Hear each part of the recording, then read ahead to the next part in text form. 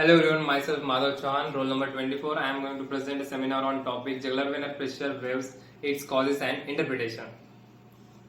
Jugular venous pressure, jugular venous pulse, defined as the oscillating top of the ventricular column of the blood at right IJV that reflect the phasic pressure changes in the right atrium in cardiac cycle.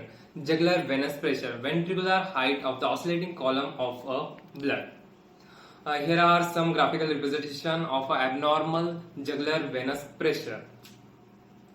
The cause of jugular venous pressure. Jugular venous pressure is caused by the pressure changes in the right atrium during the cardiac cycle. These changes are transmitted back through the internal jugular vein, creating visible pulsation in the neck. There are four causes. First, atrial contraction and relaxation. Second, closure and bulging of a tricuspid valve. Third, right ventricular systole and diastole. Fourth, changes in the venous rhythm during the cardiac cycle. This graphical representation of a normal waveform of a jugular venous pressure. There are some points on the graph that represents atrial contraction, atrial relaxation, bulging of the tricuspid valve with the ventricular contraction, downward movement of the tricuspid valve with the ventricular contraction, passive atrial filling, atrial emptying with the opening of a tricuspid valves. These A waves represent first positive diastolic wave, right atrial contraction result in the retrograde blood flow into SVC and the jugulars.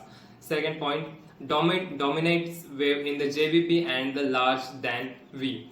Precedes the upstrokes and the carotid pulse. Synchronously with S1 follows P waves of ECG. Peak of S waves, A waves demarks the end of the atrial systole.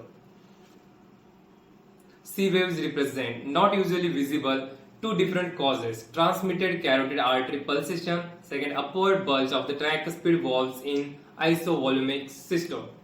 X descent. X descent is the systolic through after C waves. Second point, due to right ventricular filling the tricuspid valve downward during the ventricular systole. As stoke volume is ejected, the ventricle takes up less space in the pericardium, allows relaxed atrium to enlarge. Can be used to measure the right ventricular contractility. U V wave, being a late systole and in the early diastole, rough synchronously with carotid upstroke and the peak after the S2. Y descent, diastolic collapse wave. It's being the end during the distole well after S2.